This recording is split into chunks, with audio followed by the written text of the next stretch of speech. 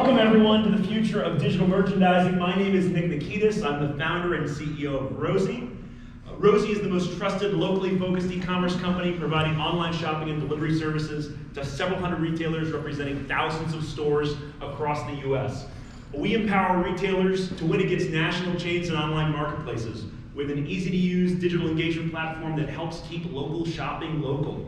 Before we get started with today's panel, I just want to do a little bit of housekeeping. And I have to read this antitrust statement. The National Grocers Association is committed to complying with antitrust laws. Therefore, to ensure the compliance of the board directors, members and staff must refrain from engaging in discussion that may result in antitrust violations such as agreements to fix prices, margins, allocate markets, engage in product supplier or customer boycotts, and refusal to deal with industry members. NGA appreciates your compliance with the law as the board and members engage in board meetings, education programs, and other activities to advance your competitiveness in today's market. I am so excited for all of you to be joining us today for this panel on the future of digital merchandising. We have assembled an incredible panel of industry experts. To my right are some of the most talented e-commerce independents in the country. I want to start off by first introducing Jodi Drake. Welcome, Jodi. Hi, everybody. Jodi, Jodi is the e-commerce lead and marketing lead at Davis Food and Drug, a 4-store chain based out of Vernal, Utah. Jodi has worked for Davis Food and Drug for the past 8 years. She leads their marketing and HR teams, but finds herself helping in almost every department of the store. If you resonate with that comment, raise your hand. Anybody cut meat this week before they came out to Vegas? All right. She is ordering ad items for the meat department. She's helping out all over the store. For the last 4 years, she's served as the chairperson to the rewards team at Associated Food Stores in Utah. Jodi is currently trying to become one of the first retailers in Utah to provide SNAP benefits as a payment option for online purchases. Thank you, Jodi, for being with us. Next up, we're going to introduce Thomas Horne. Let's get a round of applause for Thomas. Good, all this like positive energy in the morning. Thomas is a senior e-commerce manager for Associated Food Stores in Salt Lake City. With an extensive e-commerce business background, he has helped companies navigate the e-commerce space while at Perch and Flow Wall. Thomas currently oversees the e-commerce operations for over 100 stores nationwide, as AFS encourages its member retailers to scale their business through strategic e-commerce and omni-channel strategies. Thank you, Thomas. And finally, last but not least, Alexa Dash, Director of E-commerce and Marketing from Dash's Market.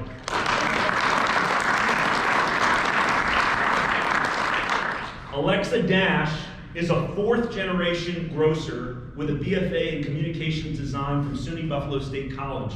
She is currently the Director of E-commerce, Customer Loyalty, and Marketing Design at Dash's Market, established in 1923. They currently have 4 family-run locations throughout Buffalo, New York, while sticking to many traditional practices such as butcher blocks and bakeries and making many items from scratch.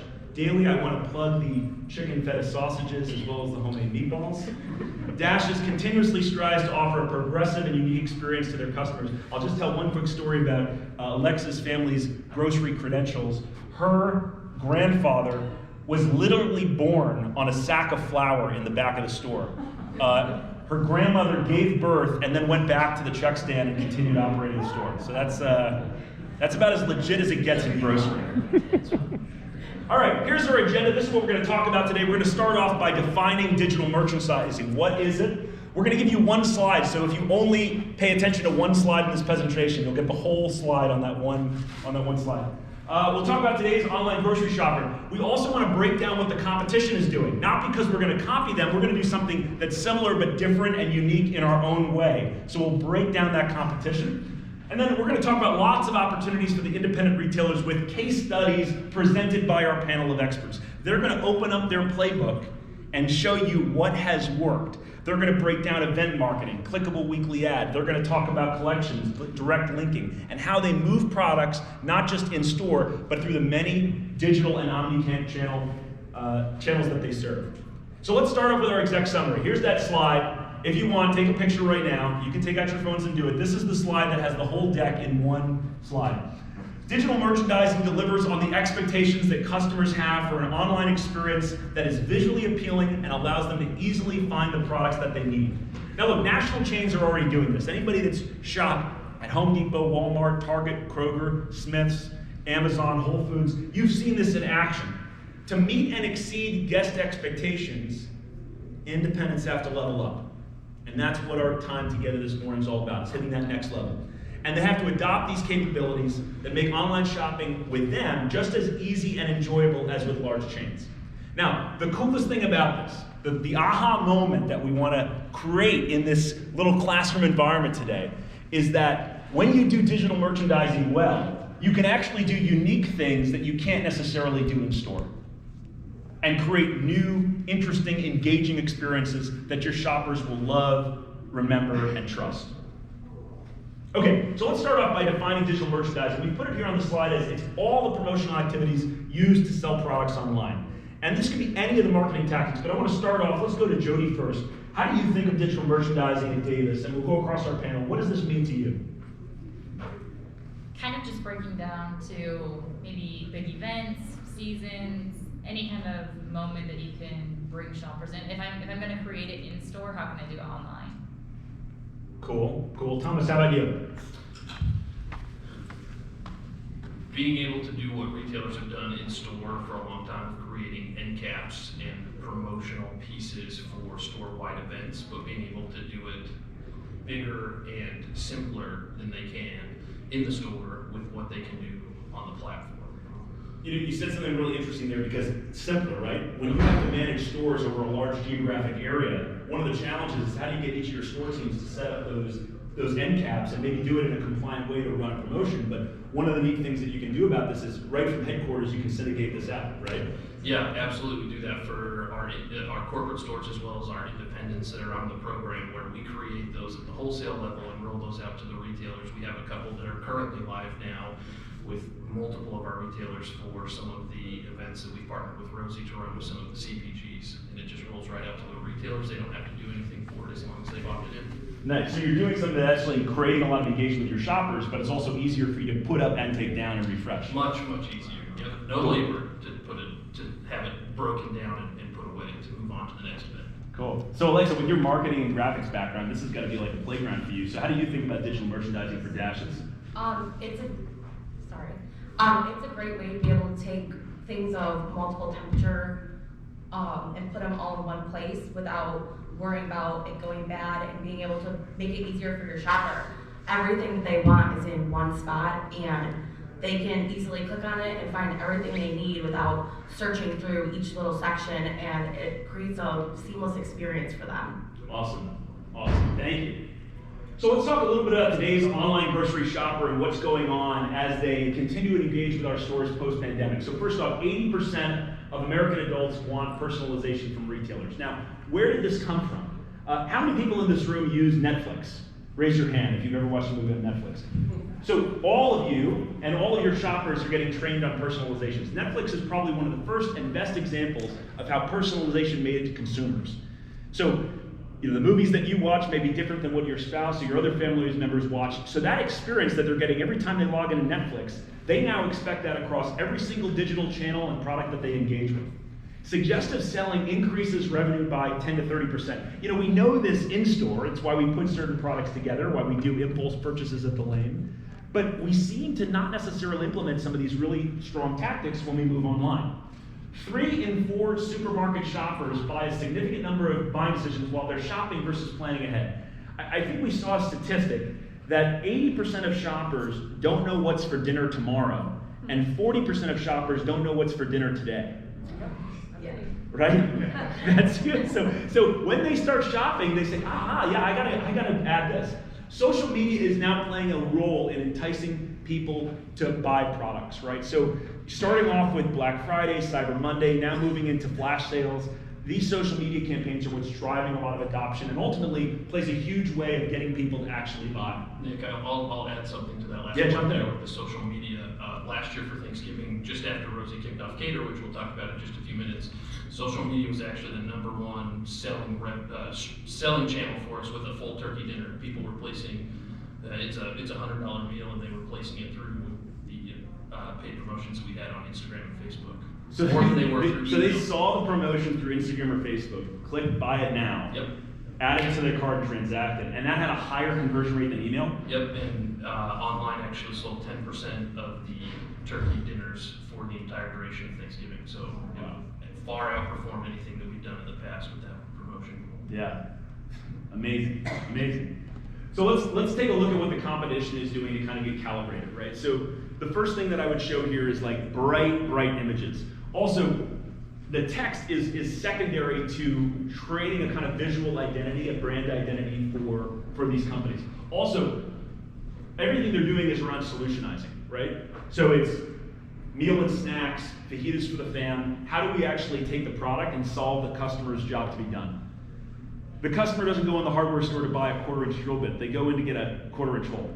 The customer is not coming in to get ingredients. They're trying to figure out what's for dinner or what their kids are going to snack on. And so these competitors are trying to line up against those customer need statements. Here's a look at Kroger and Amazon, right?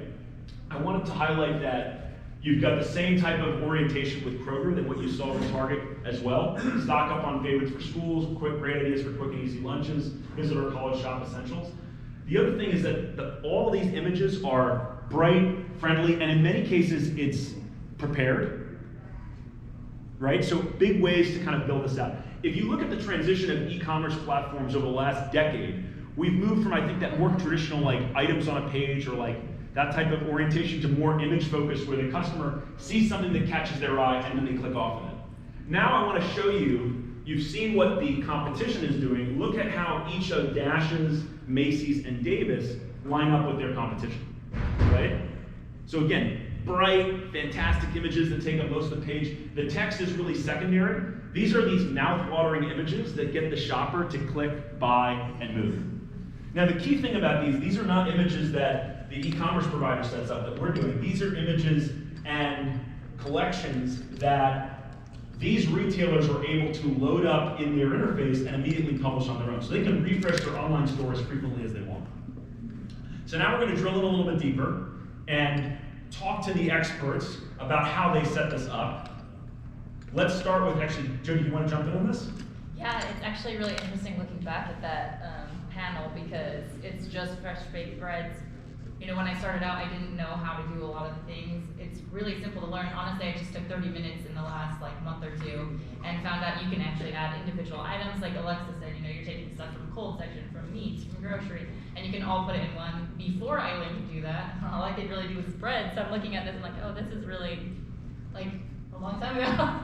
You can do so much more than just breads, you know? But it's cool. Honestly, 30 minutes of your time. I've had several people at Rosie reach out and say, hey, I'm happy to get on the phone and teach you how to do, it's what's called a collection, where they'll teach you how to take a collection of items from this department and this department. And then you can link it all in one, and then you can actually showcase your product so much better than just, here's all the bakery, which at the point that I made this panel, that's all I knew how to do.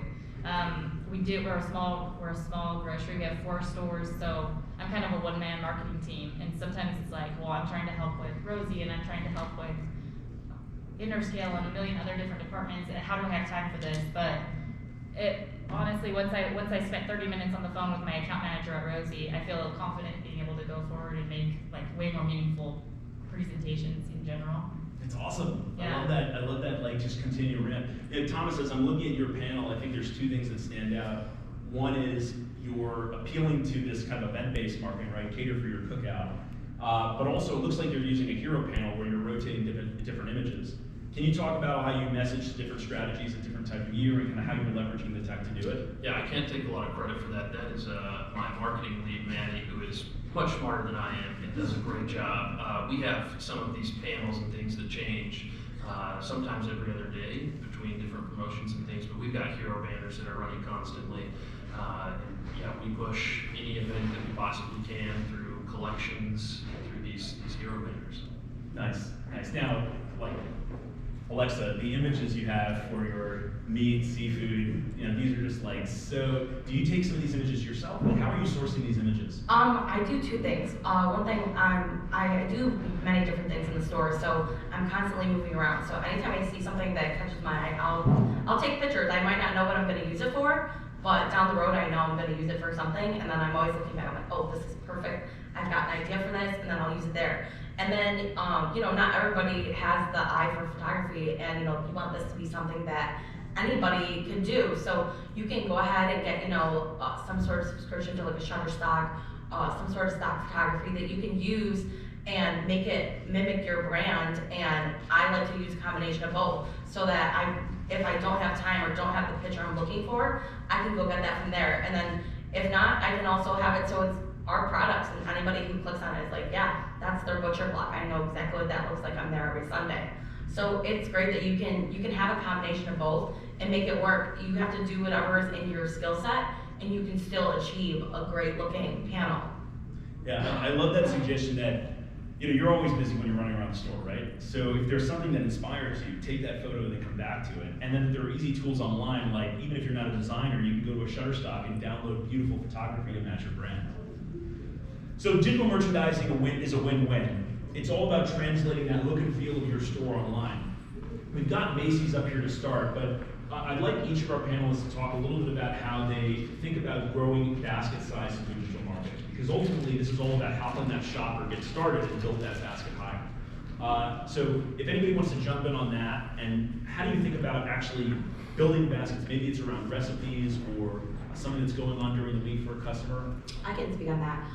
So one thing I like to do is, for my collections, I like to have fun with them. A lot of people like to do, Taco Tuesday. So that's a great way to create, a collection that you might always have in there. People like to do Taco Tuesday every week or every other week. So having that collection that's kind of always there, maybe it's in the background, but, it's like, oh, that's a great idea. Or maybe I didn't know what I was going to have for dinner tonight. So you go see that collection that maybe touches on a certain theme, and you go, and it's got everything you want, from margarita mix to ground turkey or to fish for fish tacos, and it's all in one place. And now you know what you're having for dinner. And then, maybe they were only gonna make tacos, and then they see, oh, we can get chips and salsa with that, or we can get queso, or let's get, this kind of special cheese to go on it. And you can really have some fun with it, and it gets your customers excited to shop. Nice. Halloween is really big at our store. We always have a big event. There's pumpkin races and everything. So I just recently put together a panel for Halloween, and one of the best parts was I was able to go out and grab all the UPCs for candy that we have and link it to this collection, because it's so frustrating when you're shopping and they've asked for like a candy that we sold 2 years ago and I don't have it anywhere in the store. So by putting it in a collection, I knew I was featuring the items that we had that we could get, and I'm not gonna have to text the guest, oh, I'm sorry, we don't have this product in our store. One of the pieces that we use is outside of collections, but anytime products are mentioned in blog or email, it links back to those specific items within the recipe or within the email, so that they can purchase, the single items that they need from the recipe that they don't currently have, or, directly through that email, clicking over to Rosie and adding to the basket there. But constantly looking for ways, not just within the collections, but merchandising that through all other digital touch points with the customer to build that basket. So to summarize, the big idea here is that you're making it easier for the customer to build that basket. You're making it easier for your store teams to fill that order completely without out of stocks. And you're doing that through multiple channels, whether it's Facebook, Instagram, social, email, that's helping that shopper get those initial items in the basket. Let's talk more about how you translate the look and feel of your store online. Now, going to each of your stores, they have a very, very strong visual identity. The colors, the way the food's presented and prepared, the way the store teams go to market and engage those shoppers.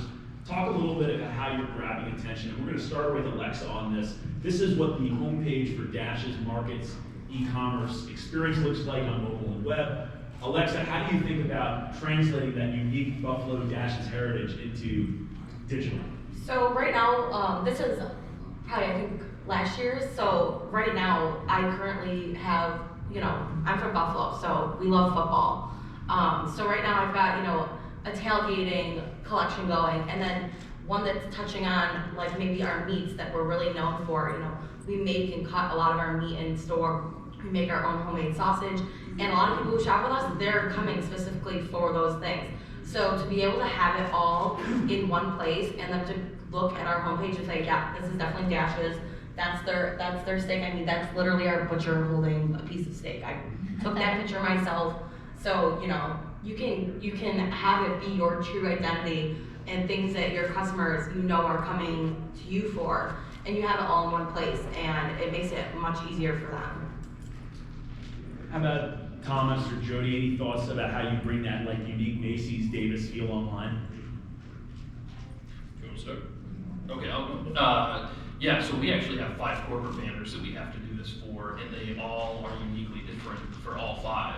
So we have to maintain, what customers are used to shopping, or the feel that customers have shopping with Dan's is very different, and they are very loyal to Dan's. So we have to keep that very Dan's-like and not cross it over with Macy's, because we've done that a couple times, and customers made sure that we knew. So we have to make sure that we keep those 5 unique banners very separate and feel like it would in store. I think the best advice I got was from Erin, from Rosie, our account manager. We were talking about how to create collections, because like I said, I'm still kind of new to all this. I'm learning, just trying to jump in. And I think in my head it was just this huge project, and he's like, well, don't create it all twice. If you've already brainstormed, what am I going to put on Facebook for this week? Am I posting a recipe?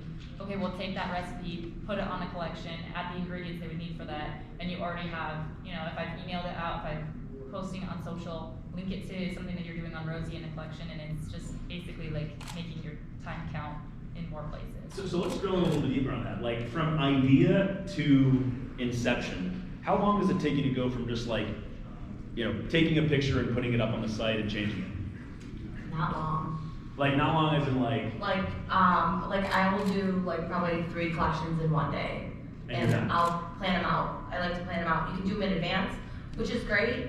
Or me, I like to see it real time because I want to see how it's all going to look together. So usually I do it the day I'm ready to go live. That's just me personally, but you can do it however you want.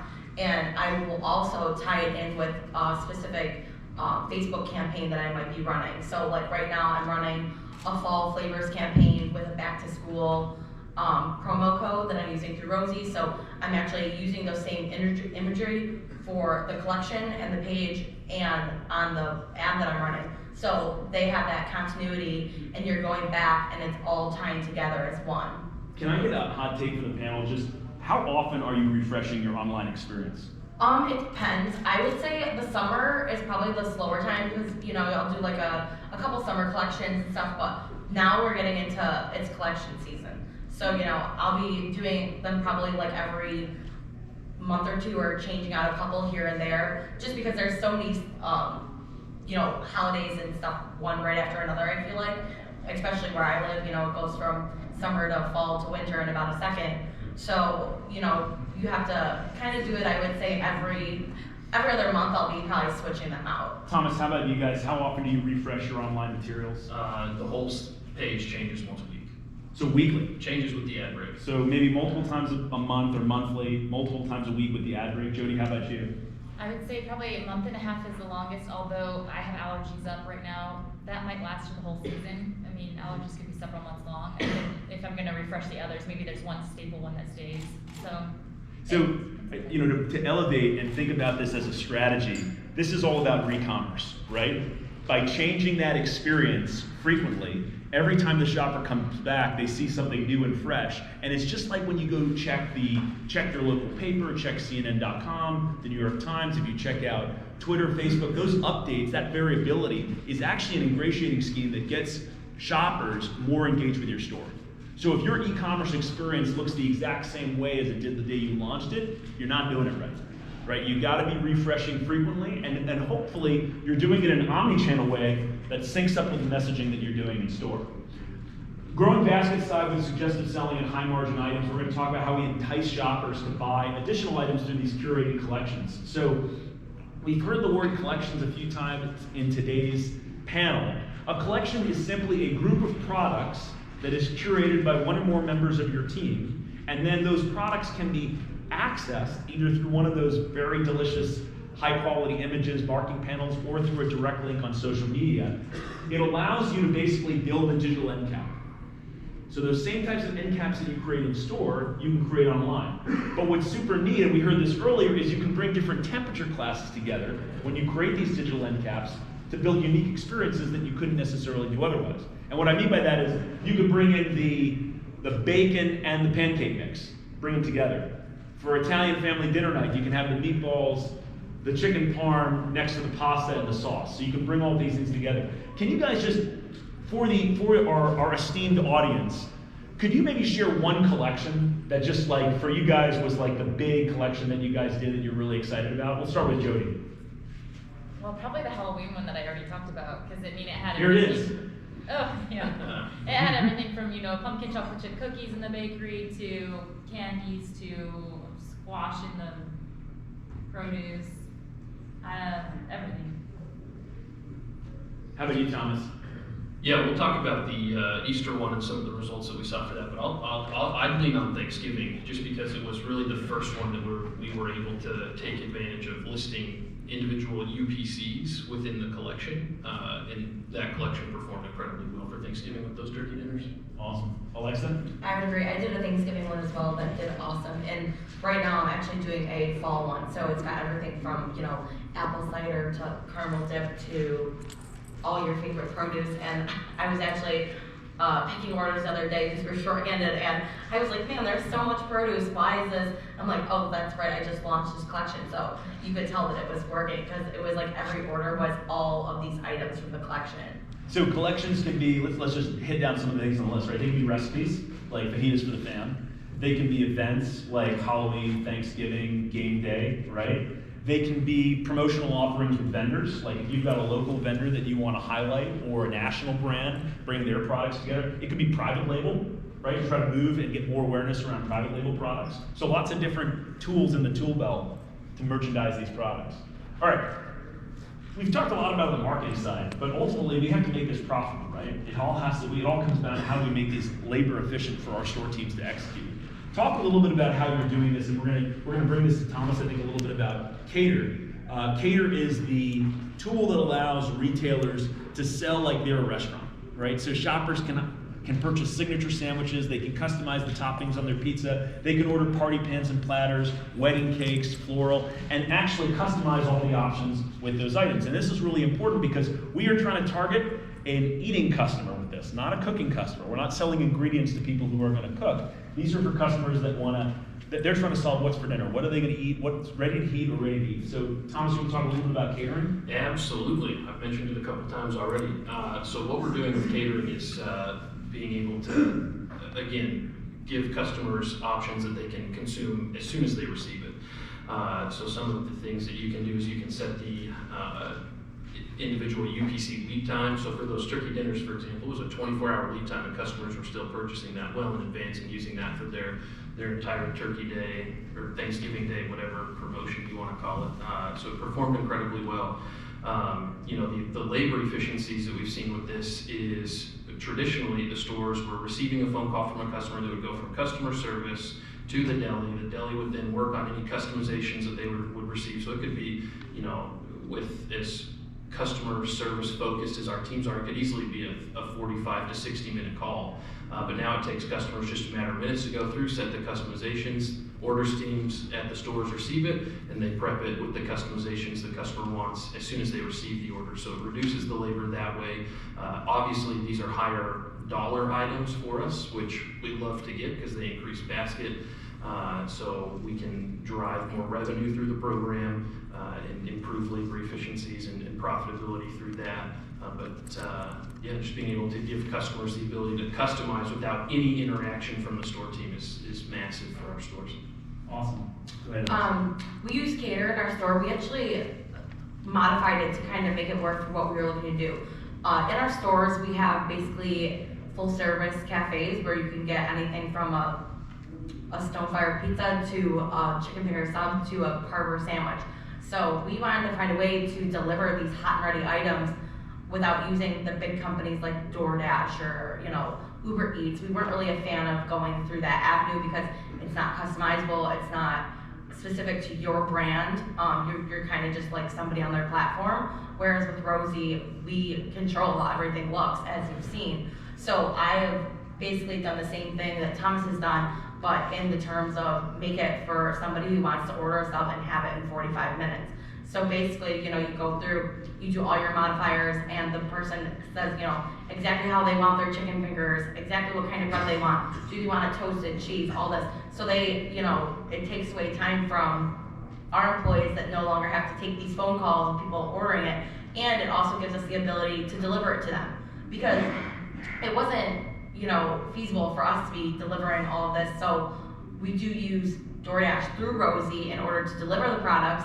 So that's one less thing we have to worry about. So we're able to actually deliver all these hot and ready products that people have been wanting. We just had no way to do it. And with the partnership, we're able to do that. And it creates a seamless experience that they're still on the same platform. And maybe that they say we have the groceries. So we have customers that will use both sides of it. And it takes a lot of time back that we didn't have before to do it. And we're able to now bring all those products right to our customer stores. So it's retailer controlled, you're able to customize it so it's easy for your teams to execute. The customers love it because now they can shop your entire selection and assortment. It's lower cost than if you did it directly with DoorDash or Uber Eats. And ultimately, it's completely on brand and on message. So I want to pause here for a second and see if there's any questions from the audience, either about collections or about catering or about just some of the online digital marketing and panels we've shown so far. Any questions for our panel? Yes. What's the best practice to get that order to the deli counter? Because obviously they don't have a computer terminal and somebody's not there 24/7 waiting for a caterer order to show up and go. So what we do is we actually have like a holder. Cafe is totally separate from our actual deli, and right at the checkout stand where our cashier stands, there's actually like a tablet where the order comes through on, and it makes a noise when it comes through. And then they also, each of our store managers get like an email to their phone as soon as that order comes through, just as like a safety net in case the cashier doesn't catch it. So it's all real time when it comes in, and you get 45 minutes, and that's being generous. I mean, anything we have can be made in hopefully 20 minutes because we have customers who are in there all day, so they're not standing around for 45 minutes waiting for food if you were to walk up. So it's no different for a customer online. So as soon as that order comes in, they look what time do they want it for. Do they want it for right in 45 minutes, or do they want it for dinner tonight delivered to them? So you can also order ahead. You don't have to have it right away, and then you plan for that. Okay, we need to fire that in 20 minutes, so it's hot for the DoorDash driver to pick it up and bring it to the customer. Our picking teams that are already picking the orders are they're already notified every time an order comes in, and they're able to then go into Rosie and print a pick list that has the customizations for that item and hand it to the deli team. And then it has the pickup time, it has the customer name, has their customizations, and then they're able to use that pick list right from the printed PDF. Yeah, so that's great. So there's two options there, right? Using the tablet at the cafe or the deli counter, or using the printed pick list. Let's talk about engaging customers digitally, and I love the shout out for Facebook, Instagram, all these social media channels. I know they can sometimes feel a little bit intimidating, but one of the big ways that we've seen you guys succeed and grow is through making your clickable weekly ad accessible. So a clickable weekly ad it's even better than the print ad because the shopper can go to the ad, click a section, and all the items show up. So we're going to pass it to Jody to talk about how Davis is doing their clickable weekly ad. It's actually been huge for us. I mean, ultimately what they've been talking about the whole time is getting items in one central location so guests can find them. Sometimes I might type in yogurt and maybe I just don't know the exact search term to find it, and it's hard to find. If it's already on the clickable weekly ad, it's right here in the same spot. And the best thing is I don't have to do anything to make this happen.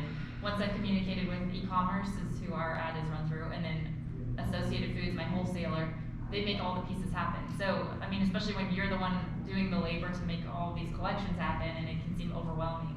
The clickable weekly ad is one way to bring all the products your guests are already looking for to a central location so they can just shop it easily. And I've heard some arguments about, well, why would I want to bring the ad to them? You're making no margin on these products. Why make it more accessible? Just go have them shop and then they can pay more money for what they want. But I feel like ultimately the guests are still going to be looking for these items, and if you make it difficult, then they'll just go somewhere else to find it. So I'm pros and cons obviously, but I feel like I've had guests calling about, where's your ad? It didn't show up this week, and that hasn't happened often, but they're looking for these items and they want the easy place to find it, and this is a great way to bring the groceries to them. Yeah, this is a hot topic within AFS. We are the wholesaler for Davis Food and Drug, but one of the examples is that we are actually rolling out an ad plan to reduce the ad distribution by 50% in 2022. So this digital ad becomes even more important, where this will be on those off weeks where we're not producing an ad. This is the only option that they have. We're still creating an ad, but we're not distributing it. So this ad and being able to give them that easy experience to find those items without even having to go to the store is now even more important, because on that off week we have some retailers that, and all of us in this room understand the importance of that weekly ad, but they are very worried about that off week. But being able to have a solution where, hey, within e-com systems that Jody mentioned, we're able to generate a weekly ad email for that retailer that sends out that digital copy of that weekly ad to Rosie, and they're able to shop it almost exactly like they would at home, but they don't have to receive that physical copy, which saves a lot of money for our retailers. Yeah, and I think what gets us so excited, and what gets our retailer partners so excited, is it's immediately clickable, right? So the shopper has a digital call to action. This ad can be linked on social media, all those different channels, or via email. It is ADA compliant, so for visually impaired shoppers who are using screen readers, they can still have access to the ad. It's mobile friendly. It's accessible right on that shopper's phone, no matter where they are. It's tied into all the complex offers and rewards programs that your store is running, right? And as Jody said, it's no extra work. You're already creating this weekly ad through, if you're using an e-commerce, let's say like an e-com systems or a shop to cook, those systems will automatically feed those to Rosie, or we give interesting tools that you can use to actually export your weekly ad to us. So I want to talk about direct linking, because all of these, this is really the power of digital merchandising, is when all the things that you build on the platform, all these images, these collections can actually weaponize and send out in the world through all these social media channels.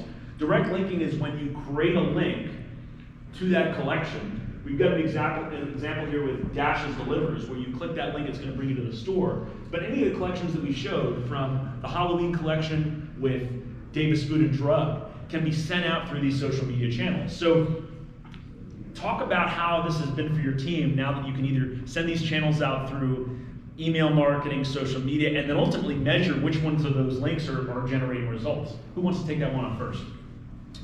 I've been doing, for the last few months, I've been doing a lot of the direct linking and the sponsored posts through Facebook, Instagram, and you can definitely see the conversion of, for me, I was looking to get, new shoppers or convert shoppers, and you can tell just by the customer's ID number that comes along with each order.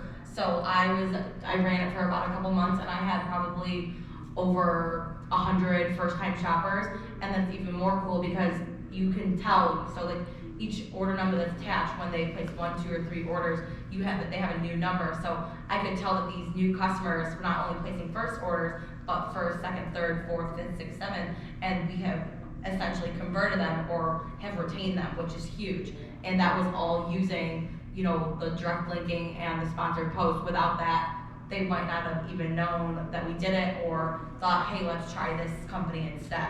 And this is really easy. This isn't like there's some magic or rocket science going on here. All the teams are doing is they navigate to the collection or to the weekly ad or to a department in the store on the site, copy that link from the header bar, and then insert that into their marketing communication, right? So this is super easy. Anyone can do it.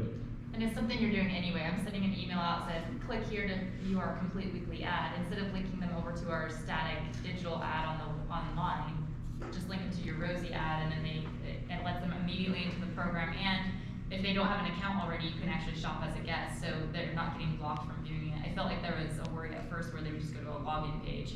Well, now they have it, so you can actually go on and shop as a guest and be seeing everything before you're actually a Rosie customer. So let's show some awesome results. We've heard about that Easter collection that Macy's did. Thomas, break it down for us. Sure. So Easter was a very exciting promotion for us this year. So we created that environment and experience for customers that we talked about, whether it was email, social, different places on the blog, anything like that. If it mentioned Easter or items that were found within that Easter collection, it linked back to those items within the collection or to the collection as a whole. And items within that collection saw a 200% increase during that. I think Easter was a 2-week promotion for us. So being able to produce that, from one platform to shop and then they're out, proved wildly successful. But the other important piece with this, you're now able to track that entire conversion flow from the first interaction digitally all the way through to conversion, which is very hard to do with some of the stuff that we do in store or around the weekly printed ad. You're able to see that entire transition from first email received all the way through to conversion, which has been pretty impactful to drive, hey, this is what we did for Easter, here's one weak point in the middle of the funnel, let's change this and see what it can do. But being able to see that whole view. Nice. Any questions from the team about this Easter collection and how Macy's made it happen? Yes, go for it. I was just curious, you mentioned it was a 2-week event and 200% increase online, which is also stellar results. Great. Are they typically run in 2-week increments, or do you guys, because I know we get Easter candy in right after whatever the holiday is it Super Bowl? Easter candy comes in, would it be beneficial to run that for that timeline, or is there any limitation on that? So we don't run anything longer than 2 weeks. So it'll start the Wednesday, 2 Wednesdays prior to Easter would be the first portion of that Easter ad. And for any major holiday, we do run a 2-week ad promotion. Candy's usually the only item that we run into a problem with. Everything else in there is, the Easter dinner or, things to put in a basket that aren't candy from GM. But yeah, any major holiday, so Christmas, Easter, Memorial Day, Labor Day, Thanksgiving, New Year's, those are a 2-week ad. Any additional questions? You probably could add candy and then expand the collection as the 2 weeks got closer. You could do that, yeah. Yeah, so you can actually build on these, and you can reuse these collections once you've created them, so. Cool. All right. Show of hands. What is if you think more shoppers shop on desktop versus mobile, raise your hand. No, you guys are good. So 50% of online shoppers place orders on mobile as opposed to desktop. If you look at this trend through the pandemic, mobile was climbing and then the pandemic started and then mobile shoppers actually went down. And so desktop became the highest place where most shoppers were transacting. And over the last 4 weeks, I think it's actually 54% of online shoppers are shopping on mobile as compared to desktop. The really cool thing though is that conversion is 3x higher on mobile than desktop. And what we think that actually is saying is that the shopper is starting to build their basket on the desktop, but then they're adding items as they go and ultimately clicking that buy it now when they're on the phone. Can you guys talk about maybe some feedback you've heard from shoppers about mobile and how you're thinking about your mobile strategy and how it blends with all the other things you're doing both online and in store? I think one key thing is just having Rosie available in our Davis app, and it makes it easy to find. Sometimes if people are thinking, oh, I'm shopping at Davis, they'll type in davisfoodandrug.com versus how do I find Rosie? So one thing I love is we just have our app, Rosie's available, they can just click there and it's easy to find. Other thoughts on mobile? I mean, we have been reviewing within Associated, we have 13 different technology partners that make all of our pieces work, and we've been going through as AFS and analyzing, because 13 technology partners makes it incredibly complex to get a lot of these done. And one of the important pieces that we've come away is mobile has never been more important. So we're working with retailers on their mobile app and which pieces of their mobile app are most actionable and most used. But one of the highest priorities for us is figuring out what do we do with mobile app for AFS and our retailers. Awesome. I would just want to invite everybody to come stop by the Rosie booth at the show because we have our new store branded mobile app where retailers can basically update their app icon, their app content, hit publish right in their control panel where all these marketing panels are, and we automatically push it out to the App Store and Google Play. So retailers can build their own apps on their own without ever talking to a developer, easier than ever before. Come by our booth to see a demo. It's all about putting the store in the palm of their hands. I think that many independents originally were driving their sales because they were the most convenient option, right? But now the most convenient option isn't going to that local store that may be right down the road. It's the phone right in your pocket, right? And so whatever we can do to enhance that mobile experience for the shopper and thinking about how these images and experience translate between desktop and mobile, that's ultimately what's going to drive sales. Okay, so coming back to our exec summary, we've shared with you today how digital merchandising delivers on the expectations that customers have for an online experience that is visually appealing and allows them to easily find the products that they need. National chains are already doing it. We showed some examples, but all of you have seen it. You've experienced it. If you shopped at Target, Amazon, all these other providers, you know that as well. The other thing I want to talk about before we wrap here is that everything that our panel has shared just on the digital merchandising piece also ties into what they're doing around their website or their rewards program. We're seeing for shoppers that are shopping online, if they also have rewards connected to their account, they see 35% larger baskets. So online shoppers are typically, their baskets are 3 to 5 times larger than in store, but with rewards as well, that basket size goes up to 35%. And all of those rewards and offers that they're putting in their program, like if you're using an app card, ultimately will play right into their point of sale order injection. It allows them to merchandise these through these panels. Those offers come out through their clickable weekly ad. The shopper can see those discounts and offers during the checkout experience. So this is not a separate than what the other things that they're doing in their digital strategy. It's highly complementary. And it's possible to translate that in-store experience and surpass it with some of the unique capabilities that you can do in your online digital experience. So before we close out, let's flip to a little discussion and Q&A. We've had great audience participation energy so far. Are there some additional questions for our panel? Yes? When you're talking about your online shopping app, is it your store in a Rosie app or is it your own app? It's their own app. And they can either use their own app provider, or Rosie provides a store-branded app that's completely to that store, and it doesn't have to be e-commerce. If a store is not doing e-commerce yet, we can still provide them a store-branded app solution for viewing rewards and their weekly circular. Great question. Yes? Thomas, when you mentioned you guys went to, got rid of the paper ads and went online, how long ago was that? It starts January 1st of 2022. Oh, okay. So it's our ad plan for next year. And only decreases by 50%, not a Yes, every other week. Any concern about what sales might do not having a paper ad out on the street? That's kind of what we've been debating locally is paper's going away. Local paper up in Kansas City Yeah. is not even going to allow any retailers to have, circulars out in the ad. And it's like, what do you do?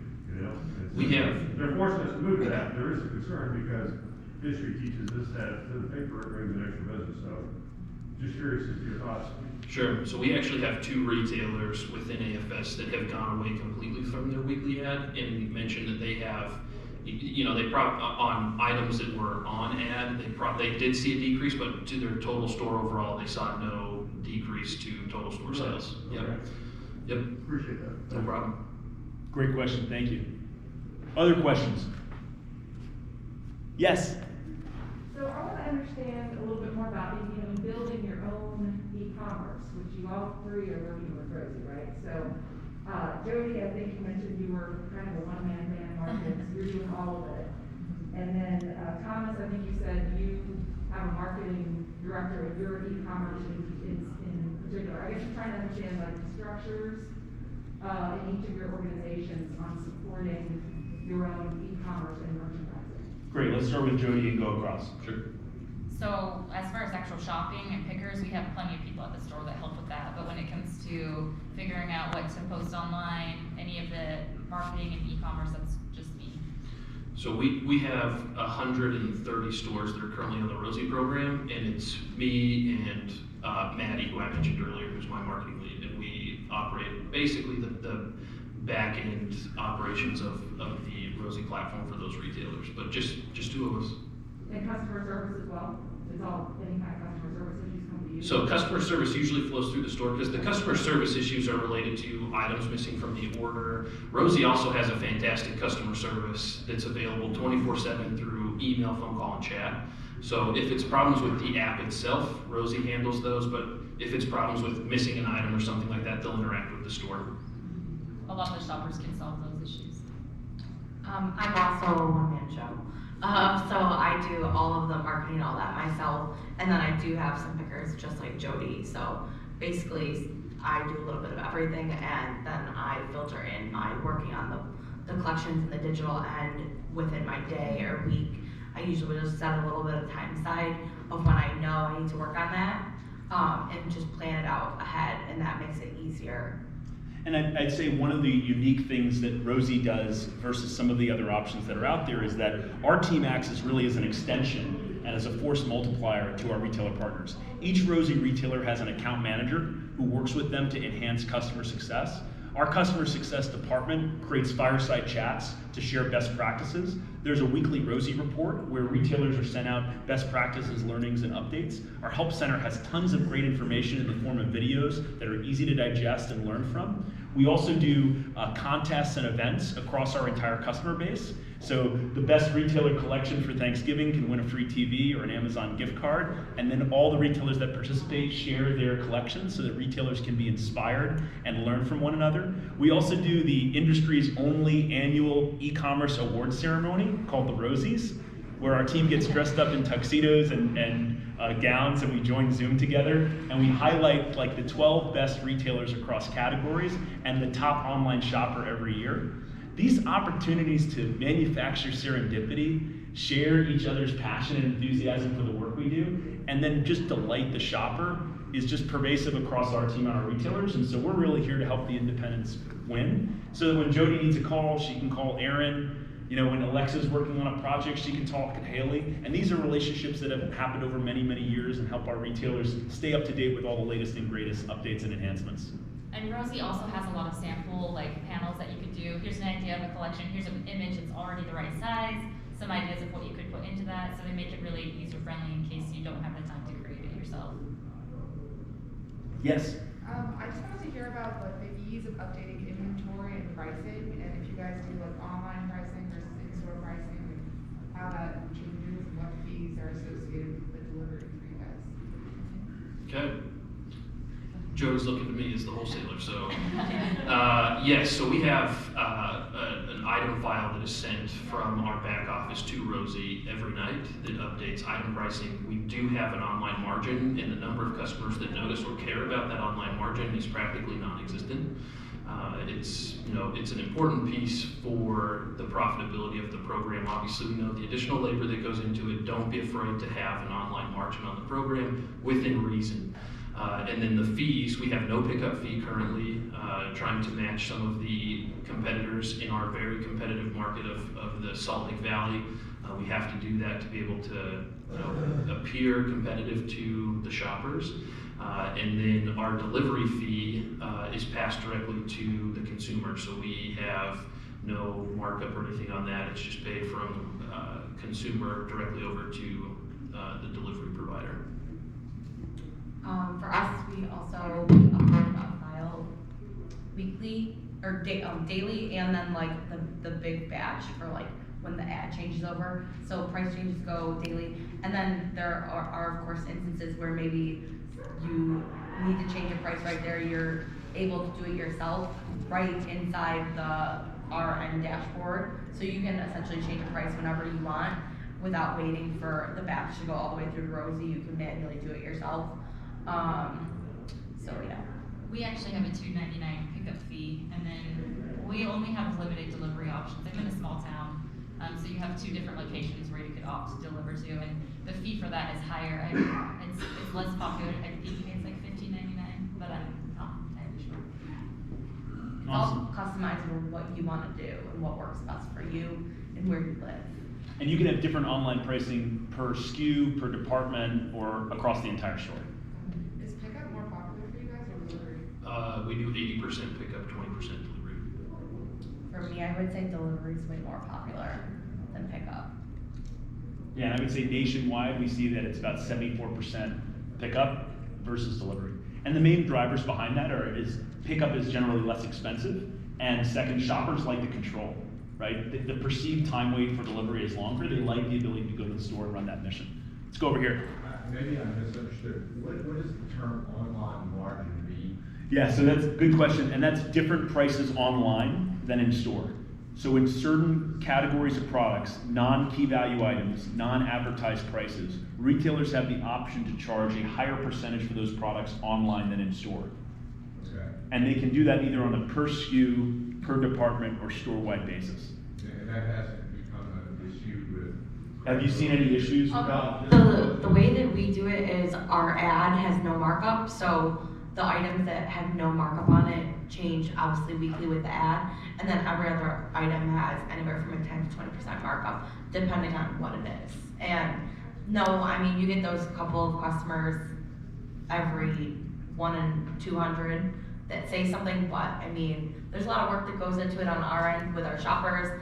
And so, I mean, if you don't want to pay that, then you can come shop yourself, basically. I mean, it's a service that you're offering them. So it's something that, you know, you're paying for the convenience. Yeah, for our corporate stores, we have a customer service team that actually takes phone calls and will place a Rosie order for the shopper on their behalf. And even though shoppers never mention the online margin, it's also a concept that shoppers are very used to with retailers. I mean, it's the age-old story of Amazon, where you can have an item that's $25.99 and with a $2 shipping fee, or you feel like you win because you paid $27.99 with no shipping.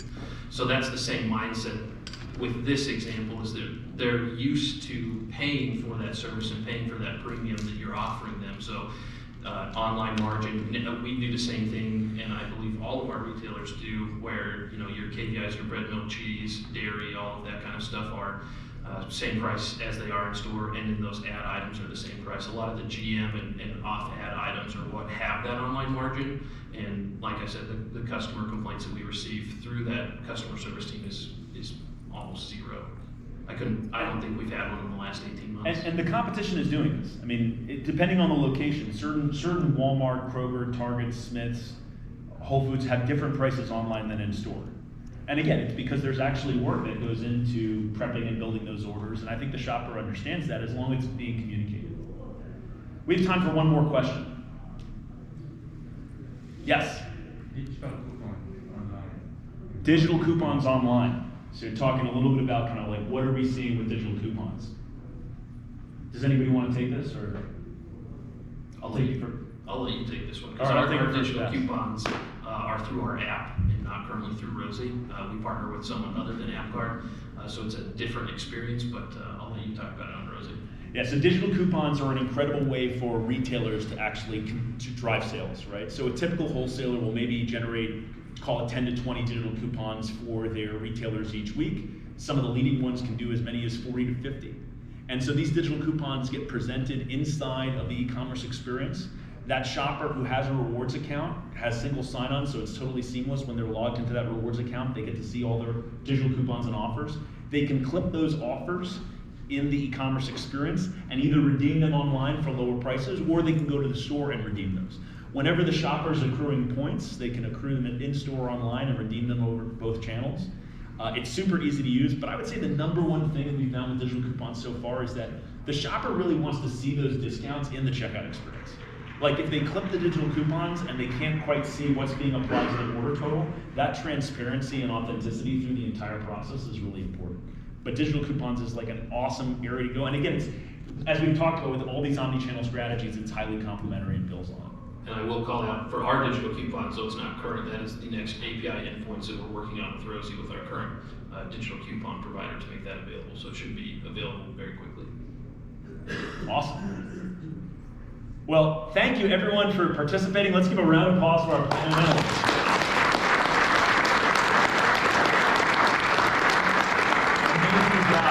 Thank you, Alexa, Thomas, and Jody, for sharing your insights. If anybody's interested in getting a copy of this presentation, feel free to stop by our booth. You can also email us at feedback@rosieapp.com. Take a picture of this slide, email us, we'll get you all the details. I hope everybody has a great NGA show. Thanks again. Take care.